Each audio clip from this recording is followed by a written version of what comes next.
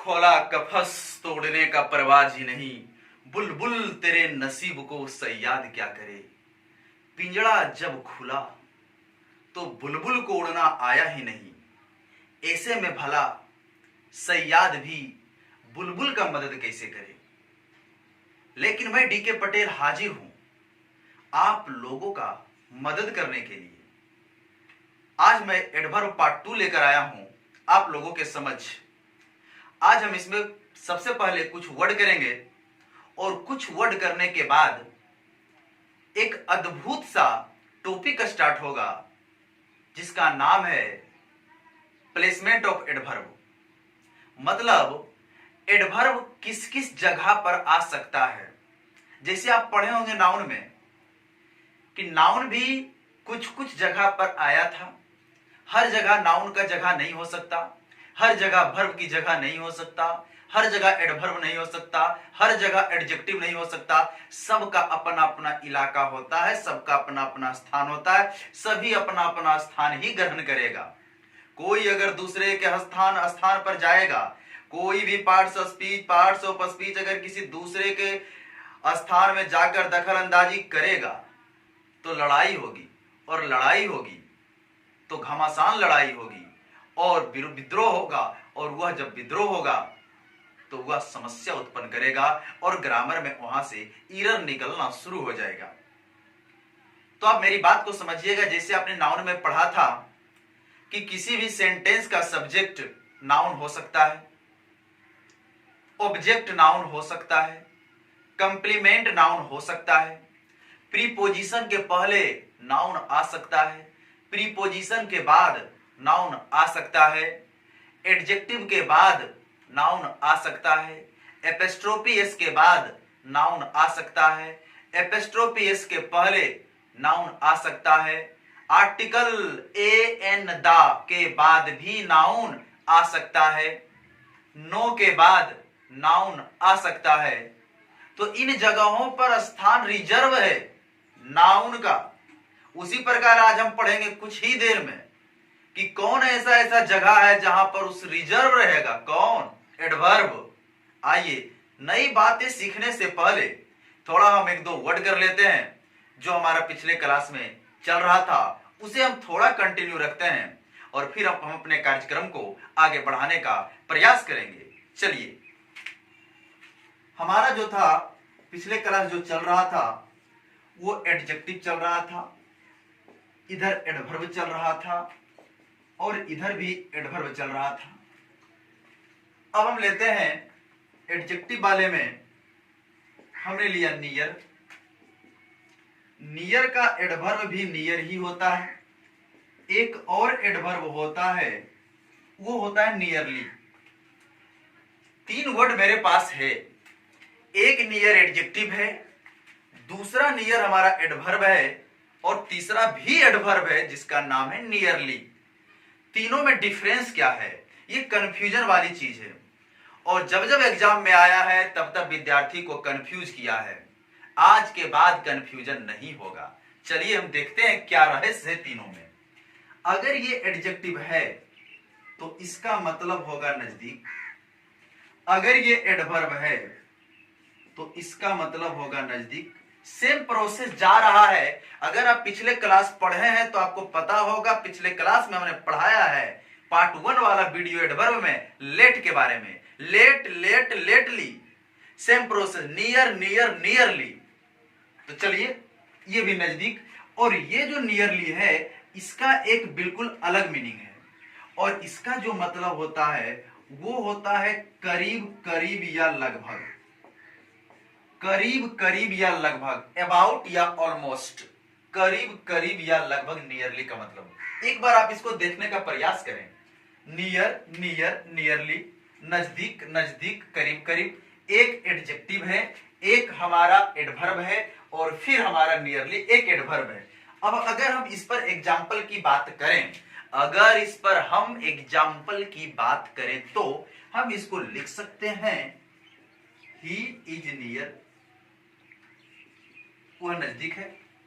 और इसकी अगर हम बात करें तो हम लिख सकते हैं यू केम नियर, और ये नियरली की बात करें जो लगभग या करीब करीब बोलता है, तो हम लिख सकते हैं आसानी से it is nearly dark, it is nearly dark, या इट इज नियरली 10 o'clock।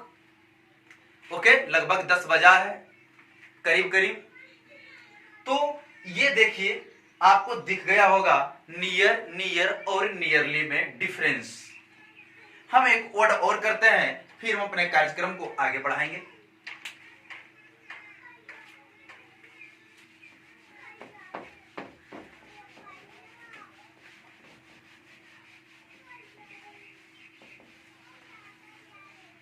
कार्यक्रम को आगे बढ़ाने से पहले एक क्वेश्चन जब हमें याद आ गया तो हम उस क्वेश्चन को थोड़ा कर लेते हैं, जो कि एसएससी एग्जाम में पूछा गया है। देखिएगा, क्वेश्चन है he has lost dash all my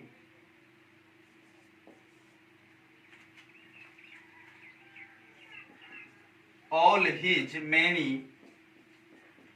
pets।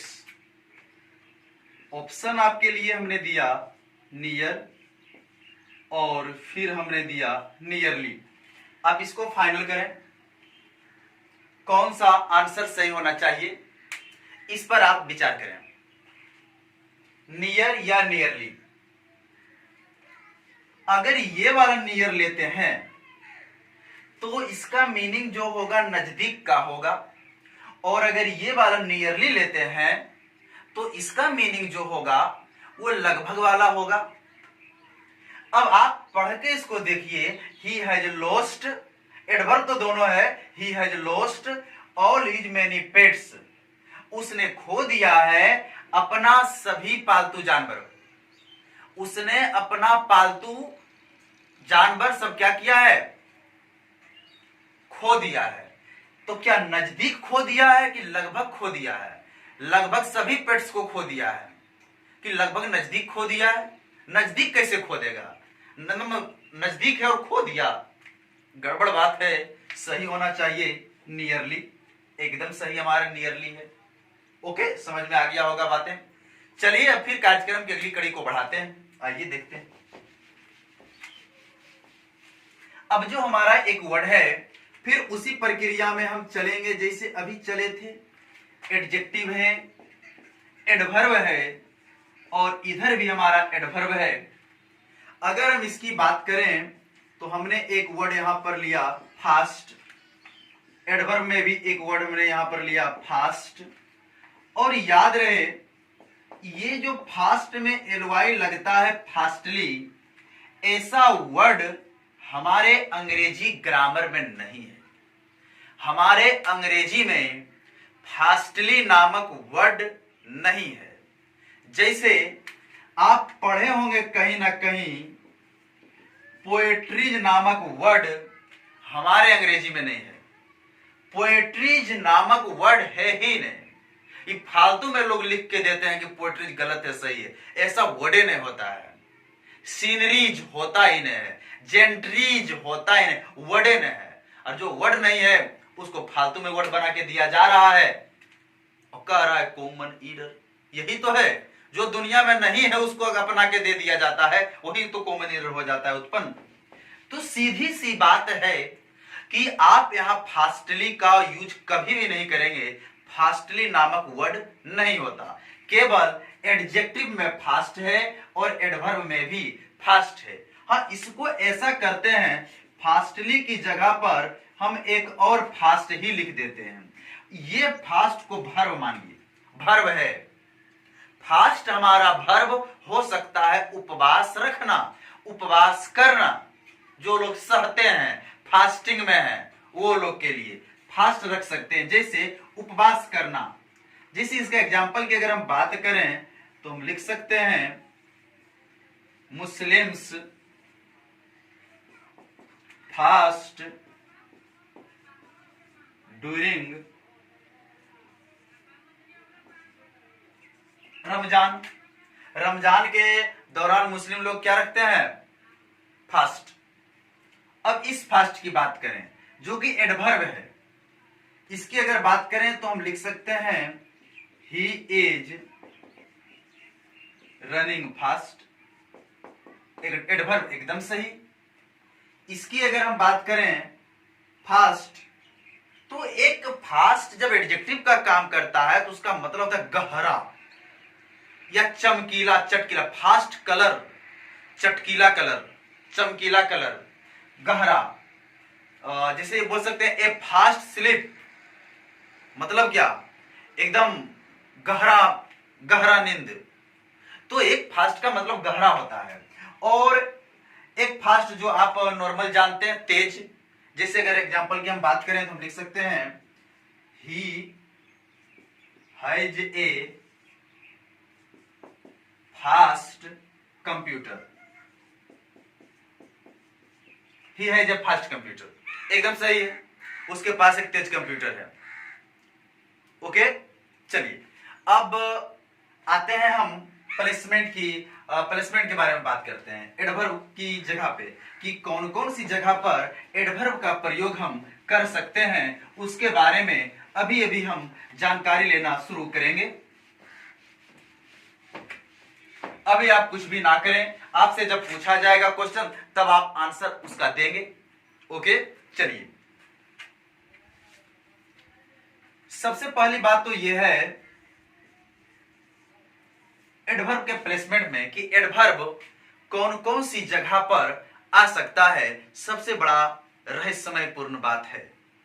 आप एक एक करके देखते चलेंगे, आपको बेहद और बेहतरीन तरीके से जरूर समझ में आएगा। एक नंबर की अगर हम बात करें तो सबसे पहली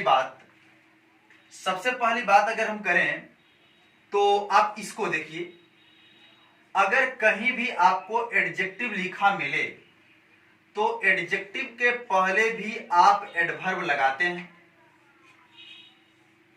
जो कि सही है। दूसरी बात, अगर एडवर्ब है, इस एडवर्ब को क्वालिफाई करने के लिए आप एक दूसरा एडवर्ब भी लगाते हैं, यह भी सही है, समझिएगा। क्योंकि फर्स्ट दिन ही हम आपको पढ़ाए थे 5 चीजों को क्वालिफाई करने का काम एडवर्ब करता है। एडवर्ब खुद एडवर्ब के बारे में बोल सकता है, एडवर्ब एडजेक्टिव के बारे में भी बोल सकता है। अब जो बातें नया सीखेंगे हम, आप सब्जेक्ट को लिखिए, सब्जेक्ट के बाद आप एडवर्ब रख सकते हैं और यहां पर वर्ब रह सकता है, एकदम सही। इसको याद रखिएगा कि ये सब पोजीशन में इस जगह पर एडवर्ब आ सकता है, इस जगह पर एडवर्ब आ सकता है। अब हम आगे बढ़ते हैं। आप अगर चाहें तो सब्जेक्ट के बाद वर्ब रखिए और वर्ब के बाद आप एडवर्ब रख सकते हैं, यह भी सही है। तो अभी हमने 2 जगह सीखा है कि ये दोनों जगह पर एडवर्ब आ सकता है। अब आगे बढ़ते हैं। आगे की अगर बात करें तो हम सब्जेक्ट लिख सकते हैं, उसके बाद एक ज्वेलरी वर्ब और उसके बाद प्रिंसिपल वर्ब। एक ज्वेलरी वर्ब और प्रिंसिपल वर्ब के बीच में भी आप क्या कर सकते हैं, एडवर्ब को रख सकते हैं, यह भी स्थान एडवर्ब का हो सकता है। तो अभी 3 जगह हमने एडवर्ब को रखा है। आगे की अगर बात करें 4 नंबर का, तो सब्जेक्ट को लिखिए, उसके बाद वर्ब को लिखिए और इस वर्ब का अगर ऑब्जेक्ट आ रहा हो तो ऑब्जेक्ट को लिखिए और उसके बाद आप एडवर्ब को लिखिए। 4 नंबर वाला ज्यादा इंपॉर्टेंट है, समझने का प्रयास कीजिएगा। अगर वर्ब का ऑब्जेक्ट आया हो तो आप एडवर्ब को ऑब्जेक्ट के बाद रखिए। अगर ऐसे लिख दीजिएगा subject plus verb plus adverb plus object, और वर्ब का ऑब्जेक्ट उधर और एडवर्ब बीच में, तब हो जाएगा गलत। तब क्या हो जाएगा, गलत हो जाएगा। तो ये नीचे वाला हो गया स्ट्रक्चर गलत और ऊपर वाला सही। 4 नंबर वाला फिर से ध्यान देने का प्रयास करें। सबसे ज्यादा इंपॉर्टेंट, अगर गलतियां हुई आपसे तो 4 नंबर वाला में ही होगा, समझने का प्रयास करें। हमने बोला अगर वर्ब का ऑब्जेक्ट आया है तो एडवर्ब बाद में रखिए, और अगर इस वर्ब का ऑब्जेक्ट आया है, ऑब्जेक्ट को बाद में बीच में एडवर्ब घुसा रहे हैं तो ये गलत हो जा रहा है। ओके, चलिए आगे बढ़ते हैं, समझ में आ गया होगा बात। अब आगे क्या है हमारा 5 नंबर, इसको देखने का प्रयास करें। अगर इन्फिनिटिव आ जाए, 2 + V1 इन्फिनिटिव होता है, तो ये दोनों के बीच में भी आप एडवर्ब को रख सकते हैं। याद रखिएगा, क्वेश्चन तुरंत तुरंत बनेगा, कभी भी झमेला उत्पन्न नहीं होगा। या फिर आप ये दोनों के बीच में रखने का मन नहीं करे तो आप 2 + V1 के बाद भी एडवर्ब रख सकते हैं। लेकिन फिर वही बात, 2 + V1 के बाद इसका ऑब्जेक्ट आ जाए तो फिर एडवर्ब ऑब्जेक्ट के बाद रहेगा। उस सिंपल बातें सब में चलते रहेगा।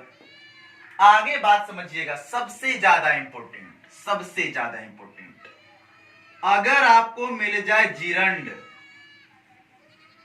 जीरंड का मतलब V4, तो जीरंड हमारे पास 2-3 तरीके से काम करता है। सब्जेक्ट भी हो सकता है और ऑब्जेक्ट भी हो सकता है। सब्जेक्ट जब ये होता है, ये एडवर्ब और एडजेक्टिव दोनों लेता है। लेकिन अगर ऑब्जेक्ट हो तो केवल एडवर्ब लेगा। जैसे मेरी बात को समझिएगा, इसका हम 2 वैरायटी निकालते हैं। यहां से हमने जीरंड का 2 वैरायटी निकाला। नंबर 1 हमने बोला अगर ये सब्जेक्ट का काम करे और V4 मेरे पास आया हो तो V4 के बाद आप एडवर्ब को रखिए, और अगर पहले रखना है तो एडजेक्टिव को रखिए। ध्यान दीजिएगा, V4 के बाद एडवर्ब और V4 के पहले रखना है तो एडजेक्टिव रखना होगा। कब? जब ये सब्जेक्ट का काम करे तब। ओके, और अगर ये ऑब्जेक्ट का काम करने लगे, ऑब्जेक्ट 2-3 तरीके से होगा। सबसे पहली बात अगर हम करें तो किसी भी प्रीपोजिशन के बाद आने वाला शब्द ऑब्जेक्ट होता है। प्रीपोजिशन के बाद अगर V4 आया या फिर वर्ब के बाद अगर V4 आया, तो दोनों प्रक्रिया में इसके पहले या इसके बाद केवल और केवल इसमें एडवर्ब ही चलेगा, इसमें एडजेक्टिव का कोई जगह नहीं है। समझिएगा बात को। 6 नंबर वाला फिर से, जीरंड V4 अगर सब्जेक्ट का काम करने लगे तो V4 के बाद एडवर्ब लगेगा, नहीं तो V4 के पहले एडजेक्टिव लगाइए। लेकिन अगर ऑब्जेक्ट का काम करने लगे, मतलब प्रीपोजिशन के बाद अगर V4 आया है तो आगे लगाइए या पीछे लगाइए, केवल एडवर्ब लगाना पड़ेगा। एडजेक्टिव का इसमें कोई जगह नहीं है। और अगर वर्ब के बाद अगर आ रहा है V4 तो फिर ऑब्जेक्ट हुआ, फिर वही काम एडवर्ब लगाइए जिधर लगाना है, आगे या पीछे। इसमें एडजेक्टिव का कोई जगह नहीं है। तो ऑब्जेक्ट वाला में केवल एडवर्ब लगेगा और सब्जेक्ट वाला में यह प्रक्रिया आपको याद रखना है। कभी भी आपको एडवर्ब में समस्या नहीं होगा। अभी तो एडवर्ब शुरू ही हुआ है, अभी तो चलते रहेगा जब तक चलना है। देखिए क्या होने वाला है। तो मुझे उम्मीद है आपको यह स्ट्रक्चर याद हो गया होगा। एक बार फिर से हम क्लियर कर दें, सब्जेक्ट और वर्ब के बीच में एडवर्ब रख सकते हैं। सब्जेक्ट वर्ब के बाद एडवर्ब रह सकता है। एक्जुअलरी वर्ब प्रिंसिपल वर्ब के बीच में एडवर्ब रह सकता है। वर्ब के बाद अगर ऑब्जेक्ट आया हो तो एडवर्ब को ऑब्जेक्ट के बाद रखा जाएगा। इन्फिनेटिव दोनों के बीच में एडवर्ब को रख सकते हो, नहीं तो इन्फिनेटिव के बाद एडवर्ब को रख सकते हो। इसमें पहले वाला व्यवस्था नहीं है। ये नहीं कि इसके पहले लगा दे, सब पहले नहीं लगेगा। जीरंड में 2 वैरायटी निकला जो अभी अभी आपको समझाया गया है। उम्मीद है आपको इतनी सी बातें तो समझ में आ गया होगा। तो जब बातें समझ में आ गया तो चलिए अब हम समझते हैं एग्जाम्पल के जरिए क्या क्या होने वाला है। इसको हम मिटाते हैं।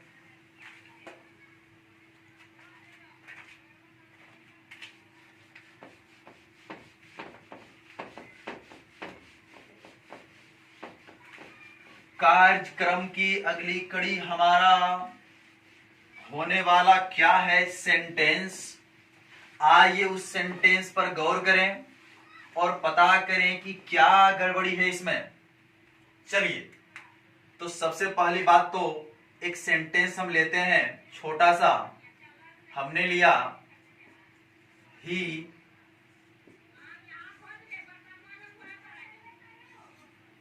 Speaks fluently. सही या गलत? सही है भाई। अभी अभी हमने बोला वर्ब के बाद आप एडवर्ब को रख सकते हैं। दूसरा सेंटेंस की अगर हम बात करें, हमने लिखा, इसको आप ऐसे भी लिख सकते हैं, ही फ्लुएंटली स्पीक्स। ये भी सही है क्योंकि वर्ब के पहले भी आप एडवर्ब को रख सकते हैं। आगे एक्जुअलरी वर्ब और मेन वर्ब दोनों आ जाए तो आप एडवर्ब को बीच में रख सकते हैं। अब एक्जुअलरी वर्ब मेन वर्ब दोनों को लाना पड़ेगा। हमने लिखा ही इज और उसके बाद हमने लिखा फ्लुएंटली, उसके बाद हमने लिखा स्पीकिंग। देखिए ये भी बिल्कुल क्या है, सही है, क्योंकि ये वाला इज जो हमारा है वो ए भी है और ये वाला स्पीकिंग जो है ये हमारा पी भी है, प्रिंसिपल वर्ब है। बीच में कौन आया है? एडवर्ब आया है। एक्जुअलरी वर्ब मेन वर्ब के बीच में आप एडवर्ब को रख सकते हैं। ये वाला भी मेरा क्या है, सही है। अब समस्या है ऑब्जेक्ट वाला में, इसको ध्यान से देखिएगा। हमने लिखा ही इज स्पीकिंग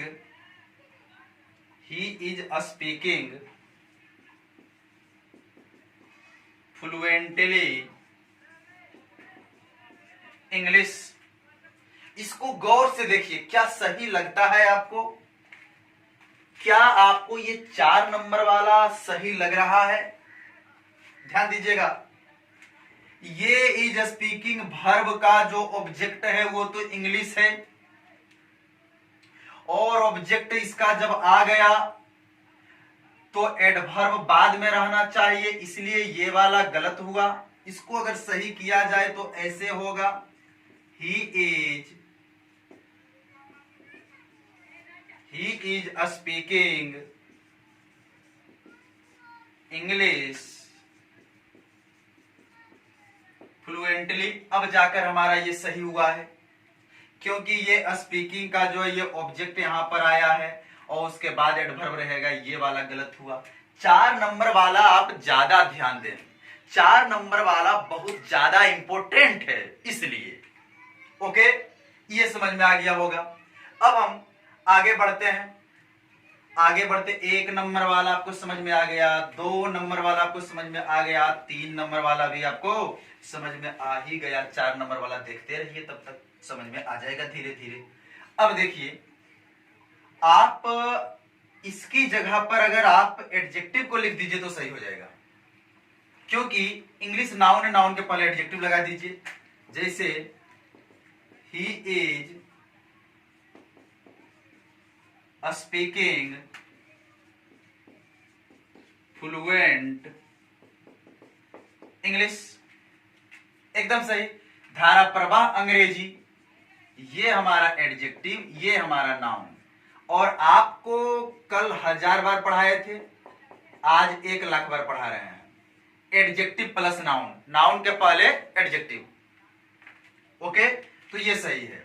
क्या अगर ये सही है कि ऐसा स्ट्रक्चर में है एडजेक्टिव रख दिया जाए तो सही हो जा रहा है, तो क्या ये आपको सही नहीं लग रहा? He is solving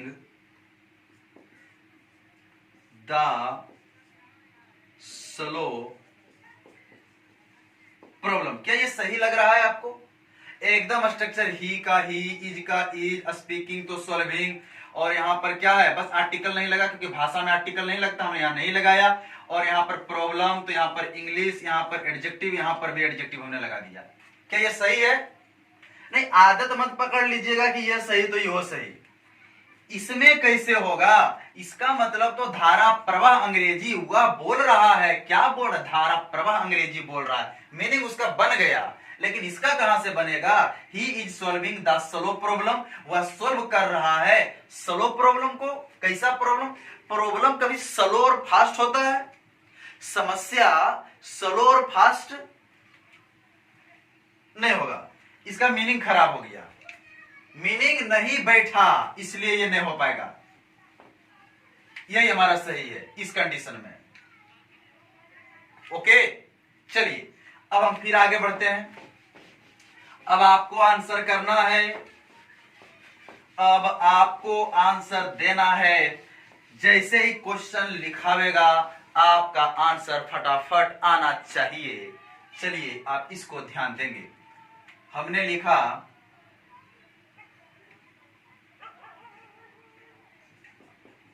he prefers to complete his work। Option हमने आपके लिए दिया है स्लोली। फाइनल आंसर आपको करना है। He prefers to complete his work slow या स्लोली। क्या होगा? सोचिए सोचिए क्या होना चाहिए। ये जितने जख्म है सीने पर, ये फूलों के गुच्छे हैं, हमें पागल ही रहने दो, हम पागल ही अच्छे हैं। भगत सिंह जेल में रहकर तकरीबन 300 किताबें पढ़ डाले और उन्होंने ही कहा था जेल में ही, ये जितने जख्म है सीने पर, ये फूलों के गुच्छे हैं, हमें पागल ही रहने दो, हम पागल ही अच्छे हैं। उनका मानना था कि जीवन में कभी रुकना नहीं चाहिए। अगर जेल के खाने में भी कह दे तो क्या दिक्कत है? किताबें पढ़ने से मुझे कौन रोक सकता है? एक दिन तो जेल से बाहर निकलना है ही। आज लॉकडाउन है तो क्या हो गया, पढ़ना लिखना छोड़ देंगे तो लॉकडाउन खत्म होगा ही। और जिस दिन लॉकडाउन खत्म होगा और जो विद्यार्थी घर में अपना पढ़ते रहा मन लगाकर, वो इतिहास रच देगा उस दिन जाकर। तो सोच का फर्क है, नजरिए का फर्क है। कोई सोच रहा है कि अब तो गए, दुनिया गया, लॉकडाउन खत्म, सब दुनिया तबाह हो जाएगा। कोई निगेटिव सोच रहा है, कोई पॉजिटिव सोच रहा है। नहीं, लॉकडाउन जैसे खत्म होगा अपने आप को इतना मुकम्मल, इतना मजबूत बना लेना है कि एग्जाम का वैकेंसी जैसे दे परीक्षा पास कर जाना है। तो सोच का फर्क है, नजरिए का फर्क है। जो जैसा सोचता है वो वैसा बनता है। ये हम नहीं, ये बहुत पहले कह दिया गया है और उसका इतिहास गवाह है। तो चलिए इसका आंसर क्या होना चाहिए? स्लोली। ये तो एडजेक्टिव है। स्लो क्या है? एडजेक्टिव है। स्लोली क्या है? एडवर्ब है। अभी अभी हमने आपको पढ़ाया कि टू और V1 के बीच में लाना हो तो आप एडवर्ब को लाइए, और टू प्लस V1 के बाद अगर रखना हो तो एडवर्ब को रखिए। जैसे इस सेंटेंस को अगर हम चाहें तो ऐसे भी लिख सकते हैं। इसको देखिए, हमने लिखा he prefers to complete his work slowly। सही है। अब बोलेगा सर टू कंप्लीट के बाद क्यों नहीं रखे यहां पर आप एडवर्ब को? भाई टू प्लस V1 के बाद रखेंगे तो हिज वर्क तो ऑब्जेक्ट आया हुआ है, इसका ऑब्जेक्ट नहीं हो पाएगा।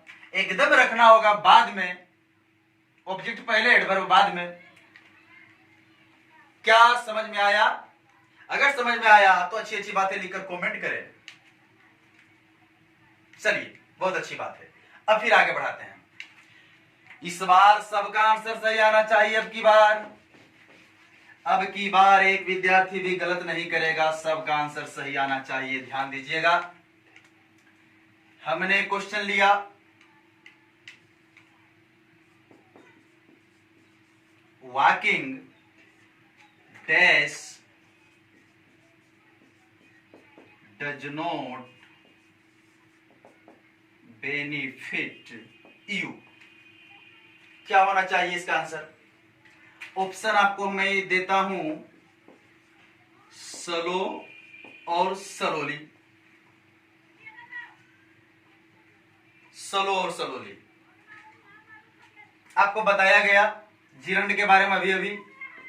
ये हमारा V4 है, सब्जेक्ट का काम कर रहा है, और सब्जेक्ट का जब काम करे तो इसके बाद रखना हो तो एडवर्ब रखिए, और इसके पहले रखना है तो एडजेक्टिव रखिए। तो यहां पर आंसर होना चाहिए स्लोली, क्योंकि V4 के बाद रख रहे हैं तो स्लोली। नहीं तो आप इसको ऐसे भी लिख सकते हैं, स्लो। अब इसके बाद V4 रखना है, क्योंकि एडजेक्टिव के बाद आप जिरंड को रख सकते हैं। कब? जब ये सब्जेक्ट का काम करे तब। तो slow walking does not benefit you. अब ये वाला भी हमारा सही हो गया है। अब फर्क समझिए, ये दोनों में कभी गलती नहीं होगा। वॉकिंग स्लोली और स्लो वॉकिंग। V4 के पहले रखना है तो आप एडजेक्टिव को रखिए, और V4 के बाद रखना है तो आप एडवर्ब को रखिए। कभी गलती नहीं होगा। सही समझ में आ गया होगा बातें? बहुत अच्छी बात है। समझ में तो आना है ही एक ना एक दिन, क्योंकि बिना समझे कब तक चलते रहना है। मतलब बिना समझे ग्रामर नहीं समझ में आया कोई दिक्कत नहीं है, इतिहास नहीं समझ में आया कोई दिक्कत नहीं है, ज्योग्राफी समझ में नहीं आया कोई दिक्कत नहीं है। मेरा कहने का मतलब है जिंदगी का उसूल तो एक दिन समझ में आएगा ही आएगा। जब बच्चे होते हैं, बड़े होते जाते हैं, होते जाते हैं, होते जाते हैं, शादी विवाह हो जाता है, समस्या के दलदल में जब फंस जाता है, तब कहता है आज हमको जिंदगी में क्या करना चाहिए वो समझ में आया। वही तो आएगा समझ में एक दिन।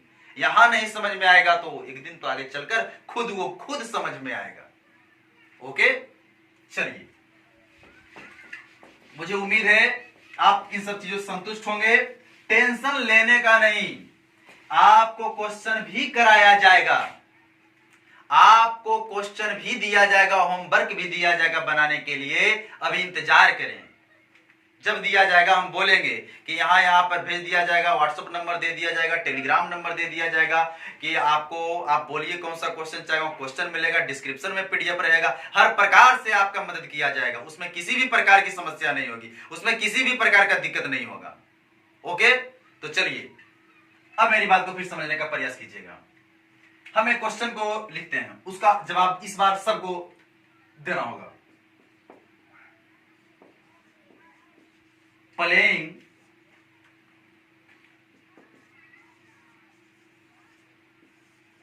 Is good for health. इसको देखिए, playing dash is good for health.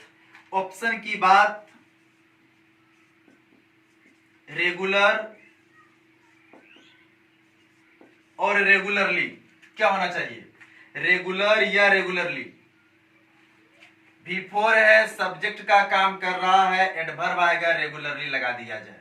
Okay, चलिए, उम्मीद है आपको कुछ तो समझ में आया होगा। जब ये समझ में आया तो हम अपने कार्यक्रम की अगली कड़ी को बढ़ाने का प्रयास करते हैं, और इसको फिर समझिएगा। इस बार आंसर सबको आना चाहिए। हमने लिखा he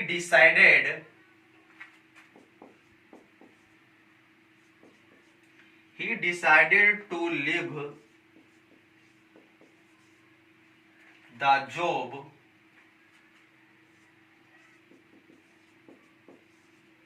quickly।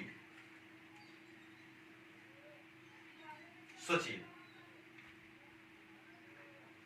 क्या होना चाहिए? सही गलत, कहां क्या दिक्कत है? एकदम सही है। टू लिव है, इसका ऑब्जेक्ट द जॉब है, बाद में आया है एडवर्ब। क्या दिक्कत है? एकदम सही है, नो एरर। इसमें किसी भी प्रकार का एरर नहीं है। कार्यक्रम की कड़ी बढ़ते चली जा रही है, बढ़ते चली जा रही है। आप इसको देखने का प्रयास करें। इस बार आंसर किसी बच्चा का नहीं छूटना चाहिए, सबका आंसर एकदम आ जाना चाहिए। हमने एक क्वेश्चन लिया,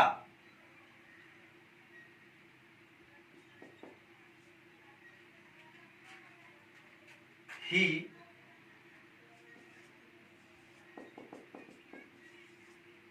admitted to me that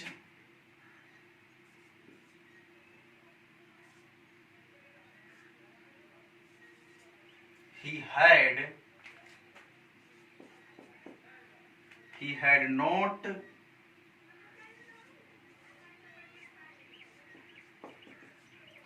had not adequate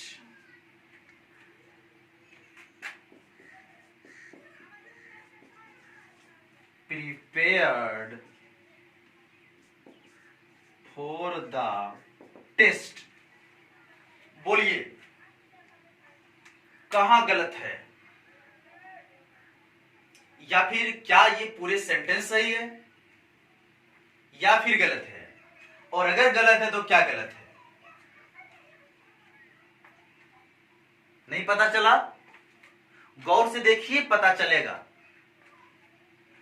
एक बात, सेंटेंस कितना लंबा हो आपके पास रूल रेगुलेशन सब है। दैट कंजंक्शन, फिर से सेंटेंस की शुरुआत, he had not adequate prepared. Had not क्या है भाई? हैड तो ऑक्सिलरी वर्ब है, हैड हमारा ए भी है और प्रिपेयर्ड हमारा V3 है। ऑक्सिलरी वर्ब मेन वर्ब के बीच में कौन आ सकता है? एडवर्ब आ सकता है। एडवर्ब यहां पर एडिक्वेट एडजेक्टिव है, इसको एडवर्ब बनाना पड़ेगा और एडवर्ब बनाने के लिए ly लगाना पड़ेगा। कहां भारी था? भारी नहीं था, आपके नजरिए का केवल दोष था। इसीलिए कहते हैं कितनों बड़ा जानकार आप हैं, घर में बैठ के प्रैक्टिस डेली किया कीजिए। प्रैक्टिस नहीं कीजिएगा तो ये आंख जो है देखने की क्षमता खो देगी, चीजें जानते हुए आपको दिखाई नहीं पड़ेगा। 4 लाइन के सेंटेंस में आपको खोज नहीं पाइएगा कि क्या गड़बड़ी है। जब आपको बता दिया जाएगा देखो जी यहाँ ये गड़बड़ी है, ओह ध्यान नहीं दिया, दिखवे नहीं किया। वही तो देखने का प्रैक्टिस करना है, तभी परीक्षा में सफलता मिलती है। इतना अगर आसानी से सफलता मिलती तो आज हर लोग सफल हो गए होते, लेकिन ऐसी बात नहीं होती है। तो चलिए ये वाला तो हमारा क्या है? सही है, मतलब ly लगेगा तो सही हो जाएगा, एडिक्वेटली हो जाएगा। ओके, चलिए अब फिर आगे बढ़ते हैं। अच्छा एक बात बताइए, आप इसको देखिए, याद आ गया तो आ गया, आप इस क्वेश्चन का जवाब दे दीजिए, फिर आगे बढ़ते हैं। अभी हमने लिखा ही swam the dash water। ध्यान से देखिएगा, स्विम से बना है स्वाम, V2 तैरना। ही swam the dash water। Option आपके लिए हमने लिखा चिल और फिर हमने लिखा चिली। क्या कीजिएगा, ए ऑप्शन या बी, किस में जाना चाहेंगे आप? आप किस ऑप्शन में जाना चाहेंगे आप हमें बताइए। ऑप्शन को तो मारिए पहले गोली, ऑप्शन को गोली मारिए पहले आप इसको, क्योंकि इसको देखिए, वाटर हमारा क्या है? नाउन है, आर्टिकल लगा है वाटर के लिए, डाल लगा हुआ है। सोचिए थोड़ा सा, ये वाला रूल तो पता होगा, नाउन के पहले एडजेक्टिव हजारों बार लिखा गया है। अब एडजेक्टिव चाहिए यहां पर, ये दोनों में पता करना पड़ेगा कौन एडजेक्टिव है। ये वाला तो चिल हमारा नाउन है, ठंडा, और चिली यही हमारा क्या है? एडजेक्टिव है। आपको कल वाले क्लास में बताया गया था एल वाई रहने के बावजूद भी एडजेक्टिव होता है। Friendly, unfriendly, likely, lovely, chilly, hilly, lovely, सब उसमें दिया हुआ था। हमने पूरा लिस्ट वहां तैयार कर दिया था पिछले दिन आपको। ओके, तो एडजेक्टिव चाहिए भाई, यहां पर एडजेक्टिव की जरूरत है। एडजेक्टिव चीली है हमारा। ओके, चलिए अब आगे बढ़ते हैं। अब एडवर्ब का एक और बहुत अच्छा पार्ट, उसको आप देखिए, बड़ा इंटरेस्टिंग। हम उस चीज को पढ़ने से पहले आप हमारे क्वेश्चन का जवाब दीजिएगा। हमने क्वेश्चन लिखा,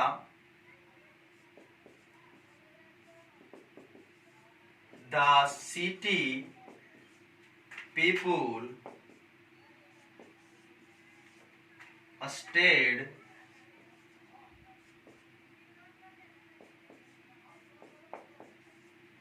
fearlessly despite rumor of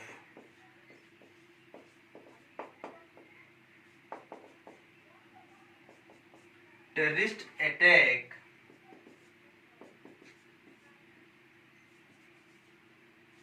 in the area. देखिए, क्या लग रहा है आपको इसमें गलती है कहीं? और कहीं अगर गलती है तो क्या है? क्या गलती है? एकदम ये सही, the city people, verb, adverb, verb के बाद एडवर्ब रह सकता है। अब देखिए, ये अगर एडवर्ब है तो हमको सही लग रहा है, लेकिन अब हमको एडवर्ब नहीं चाहिए यहां पर। अब हमको यहां पर चाहिए फियरलेस, एडजेक्टिव चाहिए। हमें यहां पर एडजेक्टिव चाहिए, एडवर्ब नहीं चाहिए। किसके कारण ऐसे हुआ? वो स्टे के कारण हुआ, स्टे के कारण। कुछ वर्ब हैं, एक्सेप्शन से क्वेश्चन ज्यादा आता है एग्जाम में। कुछ ऐसे वर्ब हैं जिसको क्वालिफाई करने का काम एडवर्ब नहीं, एडजेक्टिव करता है। एडजेक्टिव, जिसे लिंकिंग वर्ब बोलते हैं, तो एडजेक्टिव उस वर्ब को क्वालिफाई करेगा। हम सारे वर्ब को लिख दे रहे हैं, आपको कभी भी परेशानी उत्पन्न नहीं होगा। उस वर्ब को याद रखिए कि अगर ऐसा वर्ब मिलेगा तो इसको क्वालिफाई करने का काम एडवर्ब नहीं, एडजेक्टिव करेगा, कभी गलत नहीं होगा।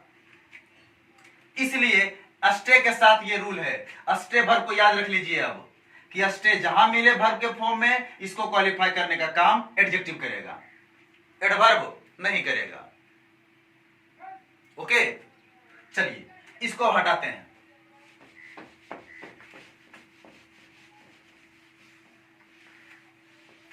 इसको आप देखिए, हमने लिखा स्मेल,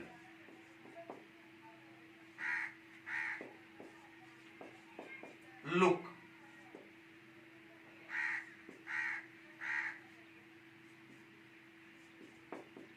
टेस्ट, फील, महसूस होना, महसूस करना नहीं, होना, एपियर, एपियर मतलब भी महसूस होना,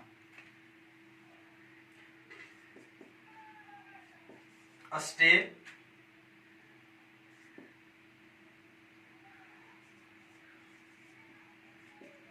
remain, sound, seem, become, turn, prove. और 13 नंबर आप एक खास करके याद रखेंगे, is, am, are, was, were, be, being, ये सब सारे वर्ब हैं। एक बार ध्यान से देख लीजिए आप। प्रूव साबित होना, टर्न परिवर्तित होना, सी दिखाई पड़ना, देखना नहीं, दिख जाना अपने, साउंड पता है, रिमेन पता, स्टे पता। चलिए अब देखते हैं, इन सारे वर्ड वर्ब है और ये सारे वर्ब के साथ आपको देना पड़ेगा एडजेक्टिव। अगर इसके बाद आप एडवर्ब दे के कर रहे हैं तो ये गलत हो जाएगा, इसको एडजेक्टिव चाहिए। हां, ये मानते हैं कि वर्ब को क्वालिफाई करने का काम एडवर्ब करता है, लेकिन कुछ ऐसे ये वर्ब हैं जिनको क्वालिफाई एडजेक्टिव करेगा। ओके, जैसे हम एग्जांपल की अगर बात करें तो देखिए, अगर हम एग्जाम्पल की बात करें तो आप देखने का प्रयास करें और इस बार आंसर सबका सही आना चाहिए, कोई गड़बड़ नहीं करेगा। हमने लिखा है क्वेश्चन,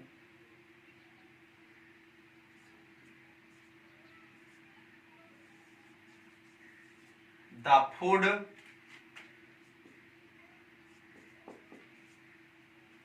फूड टेस्ट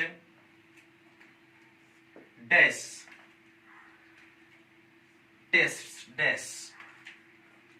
ऑप्शन एक number deliciously, 2 number delicious, C number delicacy और डी नंबर बेडली। कौन सा ऑप्शन में आप जाएंगे? कौन सा ऑप्शन में आप जाएंगे? द फूड टेस्ट्स, और टेस्ट वर्ब आया है। एक चीज तो पता चल गया कि टेस्ट वर्ब को क्वालिफाई करने के लिए यहां पर एडजेक्टिव आएगा, एडवर्ब नहीं चाहिए टेस्ट को। एडजेक्टिव मेरे पास 4 ऑप्शन में कौन है? बेडली तो एकदम नहीं होगा, और डिलीशियसली 1 नंबर ऑप्शन और 4 नंबर ऑप्शन एकदम नहीं। ये वाला गलत, ये वाला गलत, और ये वाला जो हमारा है ये तो एडवर्ब नहीं चाहिए, बेडली भी एडवर्ब है, ये भी हमको नहीं चाहिए। डेलिकेसी जो है हमारा ये तो नाउन है हमारा, ये भी नहीं चाहिए। हमको क्या चाहिए? डिलीशियस, एडजेक्टिव चाहिए, इसको क्वालिफाई एडजेक्टिव करेगा, एडजेक्टिव वाला हमारा 2 नंबर ऑप्शन सही हुआ। ठीक है, चलिए अब की बार सबका आंसर सही आना चाहिए, इस बार कोई कंप्रोमाइज नहीं होगा, सबका आंसर सही होना चाहिए हर हाल में। याद रहे, स्मेल के साथ, टेस्ट के साथ, एपियर के साथ, साउंड के साथ, टर्न के साथ, बिकम के साथ, इज मार वाज वेयर बी बीइंग आदि के साथ एडजेक्टिव चाहिए। चलिए इसको देखते हैं। हमने लिखा द रोज स्मेल्स डैश। हमने आपको केवल 2 ऑप्शन दिया, किसी भी बच्चा का इस बार गलती नहीं होना चाहिए। द रोज स्मेल्स स्वीट या स्वीटली, एकदम सही जवाब।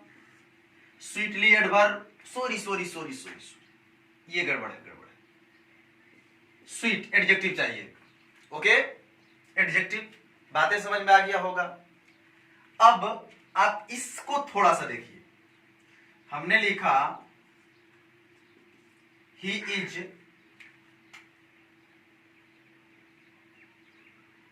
Dash to finish his work. Clear? और इसके लिए आपको हमने 2 ऑप्शन दिया, क्विक और क्विकली। इसको देखिए, इसमें क्या होगा? क्विक लगाइएगा या क्विकली, 1 नंबर ऑप्शन या 2 नंबर? सोचने वाली बात है। 1 नंबर या 2 नंबर, किसमें जाना चाहेंगे आप? सही होगा 1 नंबर। आपको हमने बोला अभी is am are was were के बाद, is am are was were, अभी लिखा था मैंने, बी बीइंग, सब के बाद आपको एडजेक्टिव चाहिए। ही इज क्विक, वह तेज है। अभी भी ये क्विक एडजेक्टिव इस नाउन यानी प्रोनाउन को क्वालिफाई कर रहा है। क्या चीज में तेज है? अपना काम को खत्म करने में बड़ा तेज है। ठीक, इसको आप देखिए, हमने लिखा ही इज डैश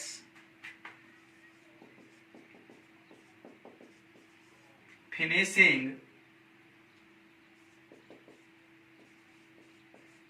हिज वर्क, और हमने आपको सेम ऑप्शन दिया क्विक और क्विकली। अब किस में आप जाएंगे? सोचिए भाई, ये नहीं कि is am are was were दिखाई पड़ा तो एडजेक्टिव मार दो, सर बोले थे। ऐसी गलती भूल कर भी मत कीजिएगा, नहीं तो परीक्षा में क्या मिलेगा? 0/0 मिलेगा। इसको तो आप देख रहे हैं, ए भी है, और ये फिनिशिंग आपका PBA main verb. Auxiliary verb main verb के बीच में कौन आएगा? एडवर्ब आएगा। अभी पढ़े हैं तो ये होना चाहिए। ये जिसको देखने से क्या फायदा? ओके, एक्सुअलरी वर्ब मेन वर्ब के बीच में कौन आता है? एडवर्ब आता है। कैसा लगा? चलिए, चैट खत्म होने के बाद सब लोगों का दायित्व है, कमेंट बॉक्स में कमेंट करेंगे आप कि कैसी पढ़ाई आज का आपको लगा है। आप जितना अच्छा रिस्पॉन्स हमें देंगे उतना अच्छा हमें कुछ करने का मौका मिलेगा। आपके तरफ से अगर कुछ अच्छी अच्छी बातें सुनने को मिलती है तो कुछ और अच्छा करने का दिल करता है। तो अगर हम हैं तो आपके बदौलत हैं। अगर आप ना होते तो हमारा यहां पर टिकना एक क्षण भी संभव नहीं था, क्योंकि अगर हम यहां पर आए हैं कुछ करने के लिए, वो आपके लिए आए हैं। आपका रिस्पॉन्स, आपका एक अच्छा सा रिस्पॉन्स हमारे लिए भी फायदा करेगा और आपके लिए भी फायदा करेगा। तो हमें उम्मीद है कि आप हमें रिस्पॉन्स देंगे। तो आज यहीं तक, हम फिर अगले क्लास में आपको मिलते हैं एडवर्ब के साथ, और अगले क्लास में हम सीखेंगे कि एडवर्ब के प्रकार में सारे एडवर्ब का ऑर्डर कैसे कैसे रहेगा।